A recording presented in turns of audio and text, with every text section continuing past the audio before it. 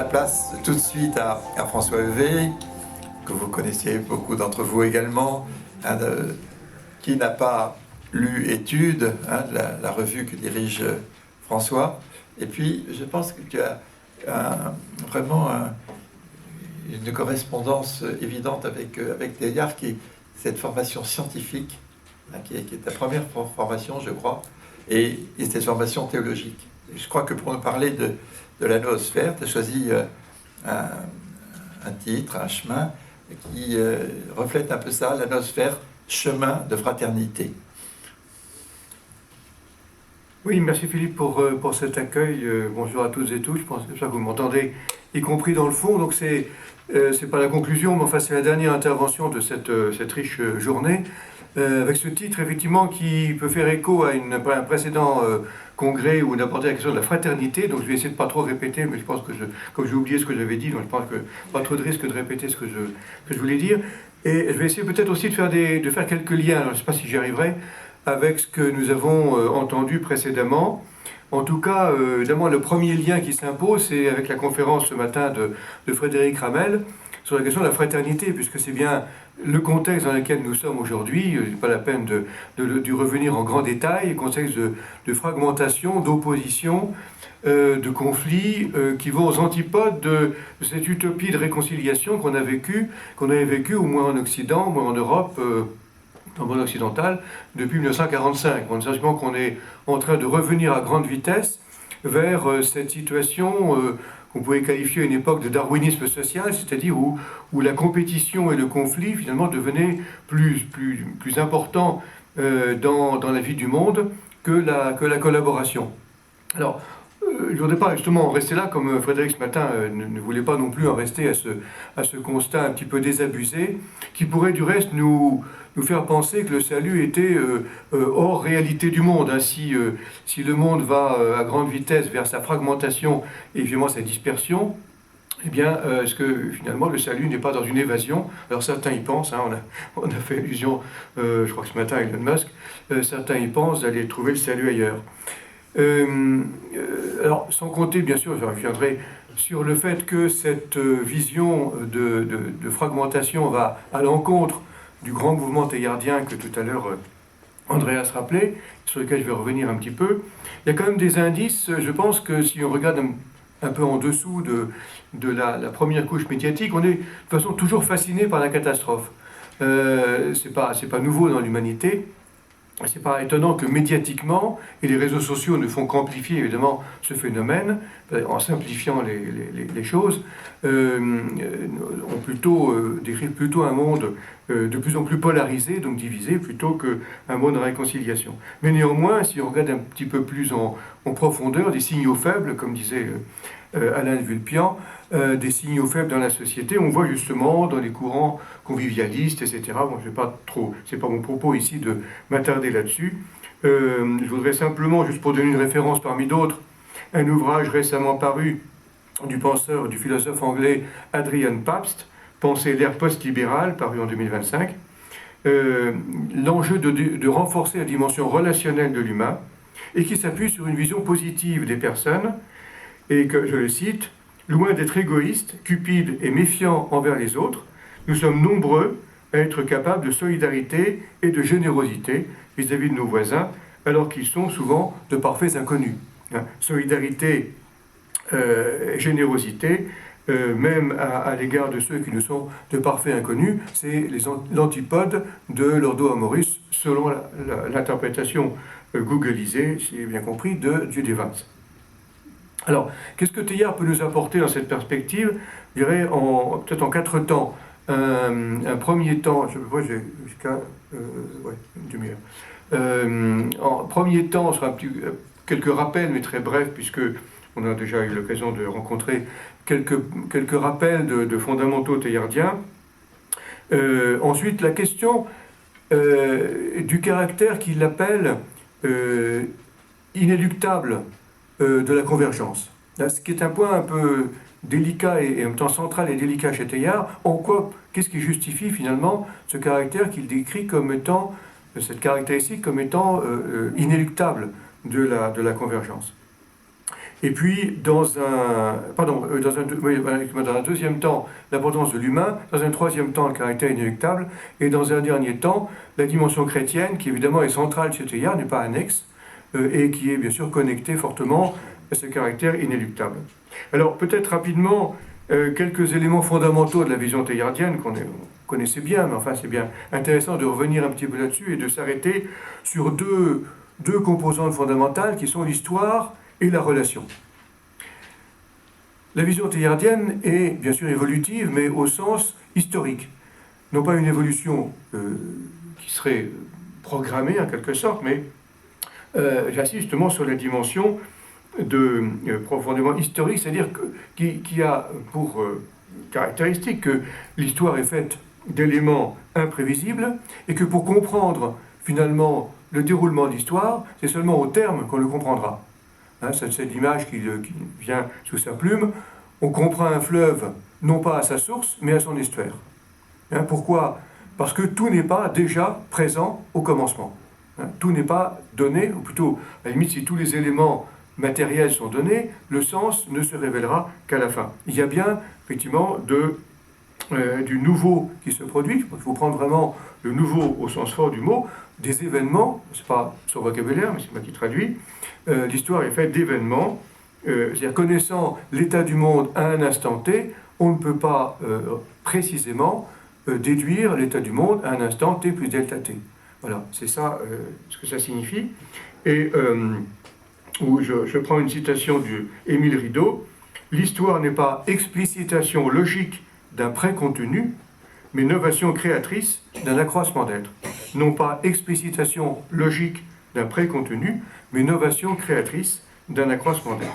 Et comme il dit Teilhard lui-même, dans l'humanisation, la noosphère est la sphère de l'invention consciente. Voilà, invention consciente. Alors, c'est dans l'humanité, je vais revenir un peu plus là-dessus, que cela se manifeste de manière le plus nette, même si l'humanité s'inscrit dans le prolongement de l'évolution biologique. Ce sera intéressant de voir finalement ce qui est caractéristique de l'humanité est déjà présent à d'autres stades de l'histoire évolutive. Donc, dans le cas de l'espèce humaine, qu'est-ce qui caractérise justement l'espèce humaine, c'est que l'évolution humaine n'est pas seulement adaptation au milieu, l'homme est capable de modifier, alors pas seulement l'homme peut-être, mais enfin, en tout cas, l'homme est capable de modifier par son action et par sa liberté. Hein. L'homme est un agent libre, donc capable de décision. Qui dit décision dit irréversibilité. Donc on voit bien les dimensions d'histoire qui se réintroduit à ce moment-là, l'irréversible, par la décision humaine, et donc ce que manifeste cette liberté. Liberté qui, bien sûr, est liée à ce que Teilhard appelle le dedans des choses, c'est-à-dire le dedans, c'est parce que l'humain est une conscience. Alors je pense que les termes âme, conscience, dedans, liberté sont, on peut dire, quasiment synonymes. Voilà, comme il écrit, le secret de l'homme n'est pas dans son histoire passée, mais dans la nature spirituelle de son âme. Nature spirituelle qui échappe par nature à la connaissance objective des choses. L'âme, la conscience sont des entités qui ne relèvent pas d'une connaissance scientifique, puisque la connaissance scientifique n'appréhende que le dehors des choses. Alors le dedans, c'est pas même l'IRM ou le scanner ne font que découvrir le dedans, le dehors des choses. Hein. C'est pas le dedans, c'est pas le dedans physique. Hein. C'est ce quelque chose qui est caractéristique, encore une fois, de l'humain, mais de tout être finalement, qui est ce qu'on peut appeler son âme ou sa conscience.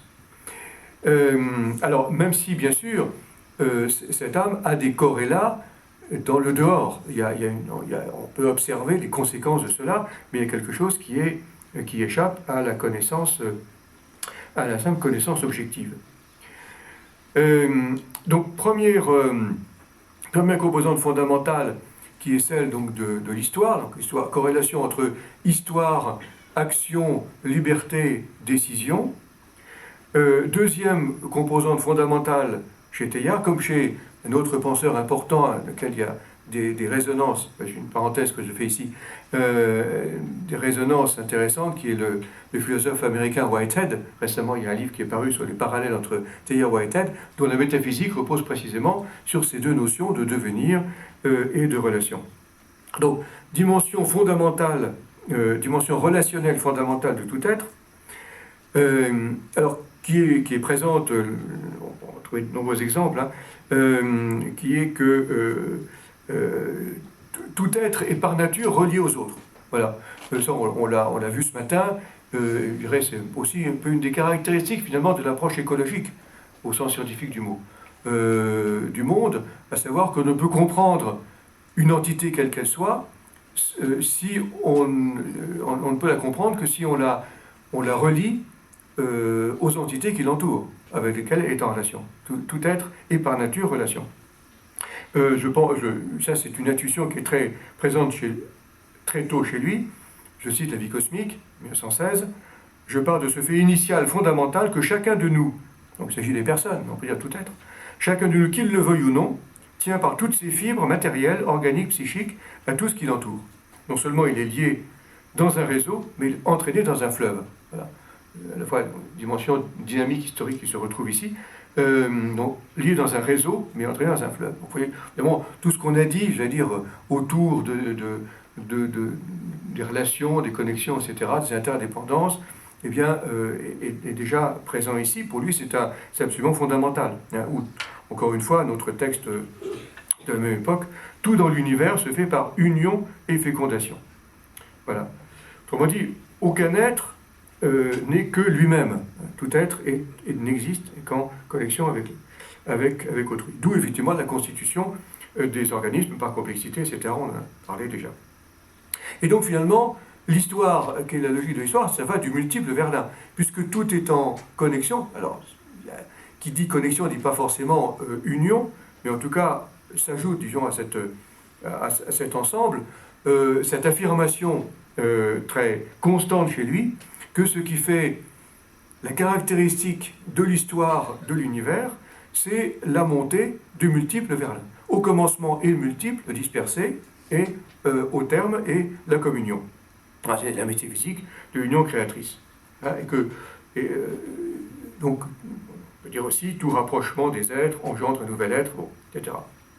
Avec au terme, bon, on appelle le point oméga. Alors, je ne sais pas si le mot point est tout à fait heureux, parce que justement, c'est une communion, qu'on l'a dit ce matin, qui maintient la personnalité des composants de cette communion. Alors, bien sûr, au deuxième temps, c'est dans l'humanité, je dis, l'humanité est la clé du fonctionnement et la clé de l'ensemble du processus biologique. C'est par l'humanité que l'évolution, finalement, franchit un certain seuil. C'est dans l'humanité que se manifeste le plus clairement cela. Et évidemment, un des mots qu'on peut appliquer, même s'il n'est pas très fréquent sur le plume de Teilhard, un des mots qu'on peut appliquer à cela au sein de l'humanité, c'est le mot de fraternité. Et je le cite dans une des occurrences du mot de fraternité, le définit comme le sens d'une interliaison organique fondée non pas seulement sur notre coexistence plus ou moins accidentelle à la surface de la Terre, ou même sur quelques descendances communes, mais sur le fait de représenter tous ensemble le front extrême, la pointe d'une onde évolutive encore en pleine course. Donc la fraternité, c'est pas seulement le fait de descendre d'un ancêtre commun, c'est pas non plus le fait de se trouver ensemble à un moment donné réunis sur la surface de la Terre, c'est de représenter le front extrême. Alors l'expression front peut faire penser évidemment à la guerre. Et son expérience fondatrice, on l'a dit ce matin, de la Première Guerre mondiale, et en particulier chez lui de la solidarité du million d'hommes, de l'engagement commun, la fraternité étranchée, mais une fraternité efficace. C'est-à-dire que la victoire résulte précisément de cette union, de ce travail ensemble. Et donc, c'est là, évidemment, on retrouve non seulement la dimension relationnelle, mais l'action, enfin le rôle tout à fait central de la personne humaine. Et c'est là où, justement, il faut tenir ensemble, et ce qui n'est pas, comment dire, toujours facile à exprimer de manière conceptuelle, mais comment tenir ensemble à la fois la dimension collective et la dimension singulière de la personne. Alors, à travers la relation, mais une bonne...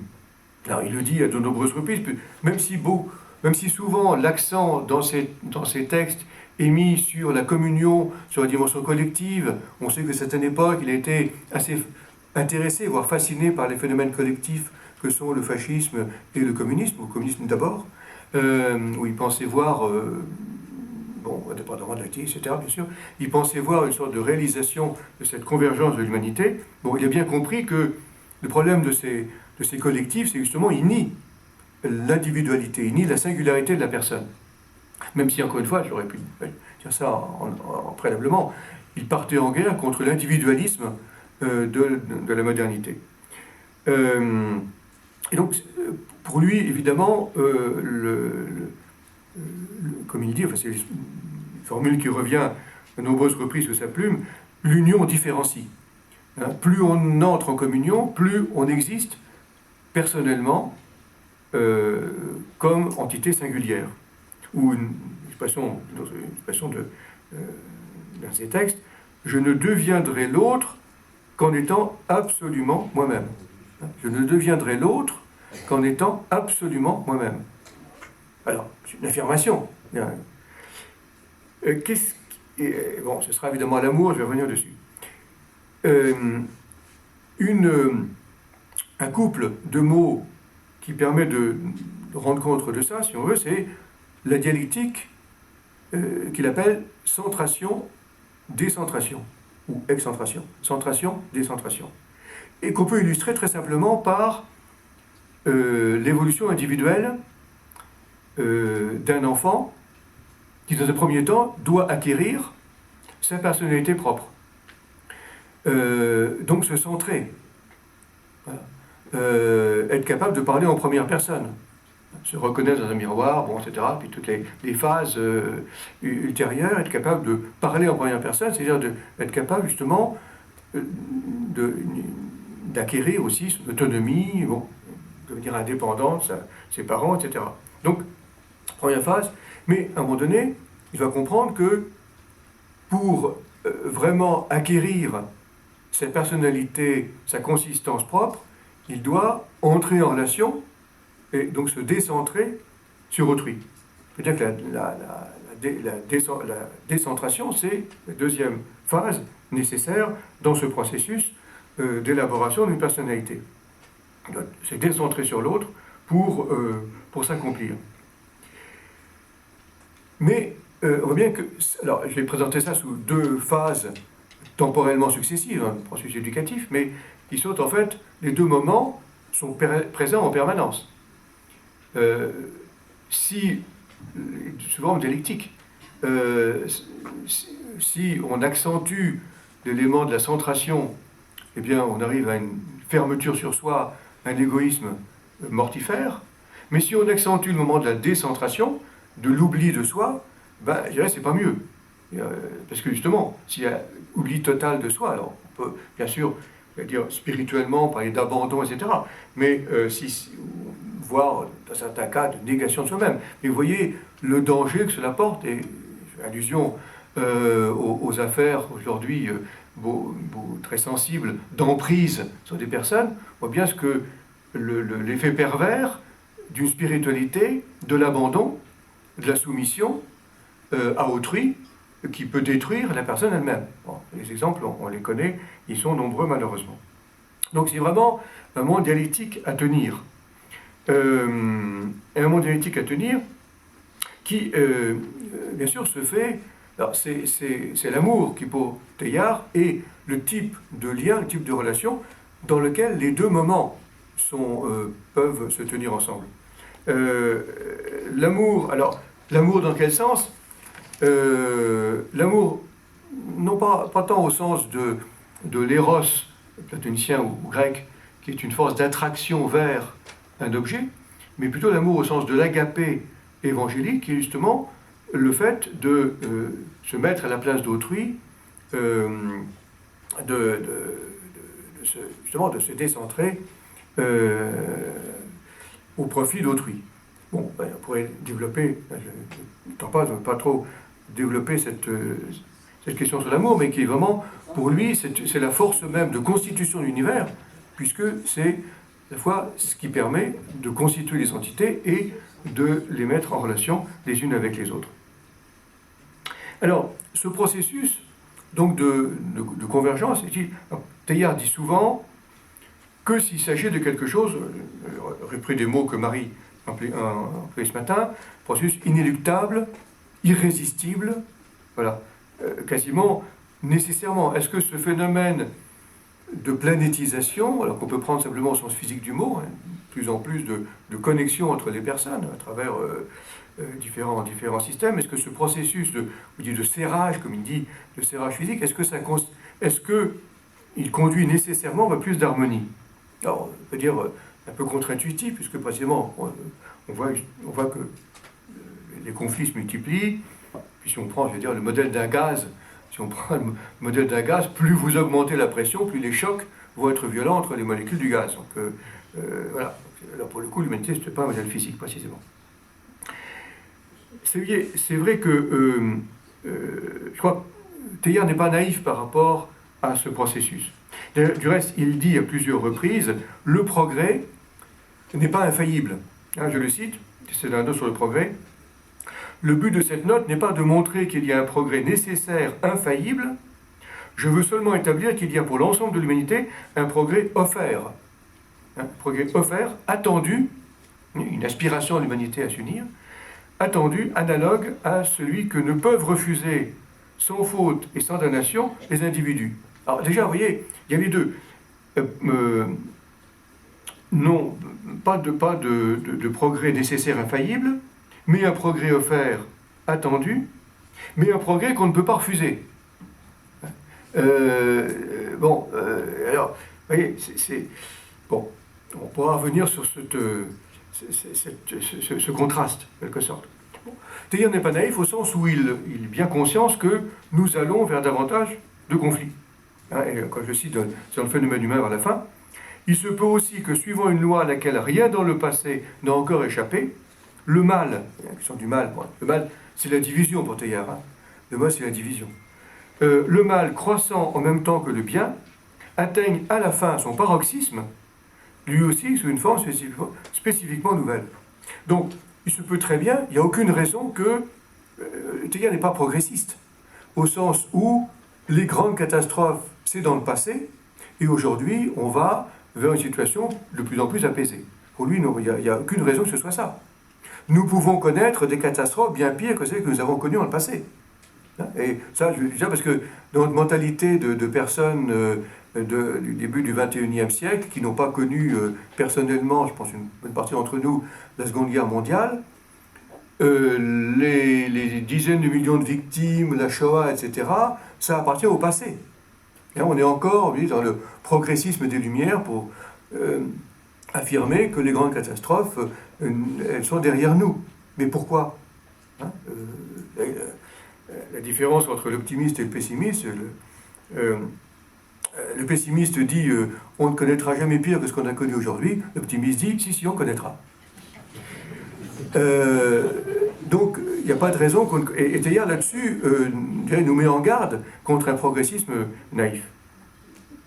En tout cas, évidemment, si on prend au sérieux la liberté, si on voit ce que j'ai dit au début, c'est-à-dire qu'aucun schéma préétabli ne détermine la marche du monde, il n'y a pas de raison que les choses aillent de mieux en mieux. Et encore une autre citation d'un texte de la guerre. Aucun facteur expérimental de l'évolution ne peut expliquer que notre humanité ait dû réussir. Et aucune garantie menant au progrès n'existe non plus, assurant pour l'avenir cette humanité contre n'importe quel absurde cataclysme. Hein. Aucune garantie ne nous assure contre quelque absurde cataclysme dans l'avenir. Hein. Il n'y a pas de principe de réussite immanent au monde. Et pourtant, Teilhard se refuse à penser que l'histoire puisse terminer dans la dispersion. Hein, il faut qu'elle aboutisse en oméga. Voilà. Voilà. Alors, de quel ordre est cette nécessité? C'est ça qui est pas déterminisme physique, pas d'automatisme, voilà. au titre de ce qui s'est déjà passé, c'est-à-dire que de fait, sur une très longue durée, on voit bien avec le franchissement des différents seuils et le caractère irremplaçable de l'acquisition de l'humanité est quelque chose d'irremplaçable, hein, et que donc, voilà, l'humanité doit aboutir. Voilà. Comme il dit, non pas nécessairement, mais infailliblement. Bon, c'est un peu subtil. Hein. Non pas nécessairement, mais infailliblement. Alors c'est là où justement je passe dans les minutes qui me restent, à la dimension chrétienne. Parce que finalement, qu'est-ce qui soutient ce postulat? C'est un postulat. Alors, qu'il va essayer d'appuyer sur des faits d'observation, bon, en montrant qu'il y a des séries évolutives, que, bien sûr, on observe une montée de complexité et de conscience, bon, qu'il y a quand même dans l'humanité des avancées, etc. Bon, bien sûr, il va essayer de montrer qu'il y a des éléments objectifs, mais je pense que fondamentalement, il y a quelque chose qui est beaucoup plus appuyé sur le phénomène chrétien, finalement, et sur la personne du Christ, ou sur le phénomène religieux en général. Bon, je vais très vite dans quelques affirmations, mais pour essayer de voir finalement en quoi ça se justifie. Parce que, de fait, pour lui, la personne du Christ, à la fois personne historique, Jésus de Nazareth, mais aussi figure cosmique, représente l'accomplissement de l'humanité. Et on peut dire que l'Évangile manifeste cette dialectique de centration et de décentration. Justement, qu'est-ce que l'Évangile nous montre? Une personne humaine, à la fois parfaitement centrée, c'est-à-dire parlant en première personne, hein, avec ce motif récurrent dans l'Évangile qui est le « je suis », ego eimi, en grec, qui est aussi la caractéristique divine du reste dans la Bible. Hein. Je suis, c'est la dimension de personne essentielle.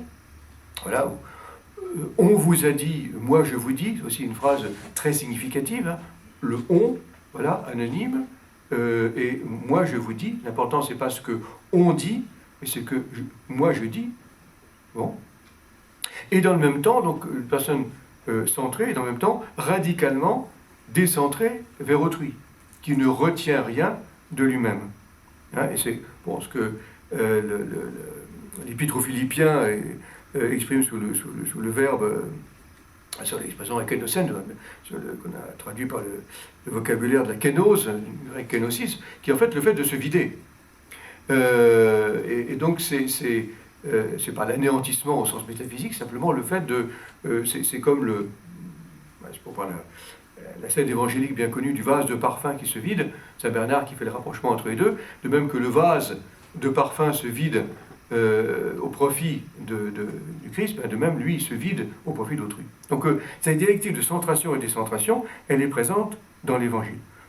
Donc c'est ce mouvement-là finalement qui exprime bien, et c'est pourquoi finalement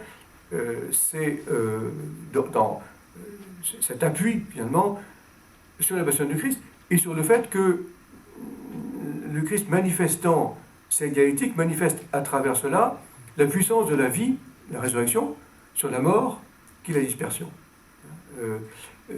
Et donc qui au sein même de l'histoire a manifesté cette possibilité d'une réelle, d'une victoire de la vie sur la mort, c'est-à-dire de la communion sur la dispersion. Alors évidemment, il s'agit encore une fois d'un postulat. C'est pas de l'ordre d'une preuve démonstration. Hein, c'est de l'ordre d'un acte de foi. Bon, d'un acte de foi, mais qui supporte aussi une espérance. Et c'est tout la pertinence à vérifier, bien sûr, de l'acte de foi, c'est que postulant cette possibilité d'une réalisation de la communion, eh bien, on trouve les ressources pour la mettre en œuvre. C'est là où peut-être justement l'optimisme, au sens que je dis tout à l'heure, mais au bon sens du mot, peut être un élément important dans l'action. Hein, et comme dit Théa, si j'agis, c'est que, intuitivement, je pense que mon action a un sens, j'ai envie de dire, éternel. Hein. Si ce que je réalise au jour d'aujourd'hui, je suis persuadé que demain, ça va disparaître, ça va s'effondrer, ben, à quoi bon l'entreprendre, hein? Même si ça n'est pas conscient dans mon entreprise, mais il y a au moins cette intuition, ce sentiment que, eh bien, il y a quelque chose de durable et donc que mon action a du sens. Donc et si je continue à entreprendre, c'est parce qu'il y a cet appel justement de faire une réalisation durable, féconde, enfin cette aspiration à la communion n'est pas une aspiration vaine. Voilà, et que de fait elle se réalise. Donc évidemment c'est ensuite, parce que le piège, pour revenir à ce que je disais en commençant, j'ai arrêté là-dessus, c'est que si on se laisse fasciner par les catastrophes et l'état calamiteux du monde actuellement, eh bien on perdra les ressources pour lutter contre cette situation. C'est cercle vicieux. Et que si, même si c'est encore une fois, il s'agit d'un postulat qui peut paraître naïf au regard des savants, hein, parce que, encore une fois, ce sont des signaux faibles et des choses relativement modestes, mais néanmoins, cette prise de conscience donnera des ressources et des capacités pour lutter dans le sens de la fraternité, de la communion, tout ce qu'on voudra, du rapprochement de l'humanité. Voilà, donc peut-être c'est une des leçons que Teilhard peut nous, parmi d'autres, enfin, mais en tout cas une des leçons que Teilhard peut nous donner, qui montre que finalement cette noosphère dont je n'ai pas beaucoup parlé, mais on a beaucoup parlé dans la journée, donc je devais à la fin de mon propos, je me rends compte que je n'ai pas beaucoup cité de mot noosphère, mais comme on l'a beaucoup mentionné, je pense que vous comprendrez le rapprochement entre tout cela. Voilà, je vous remercie.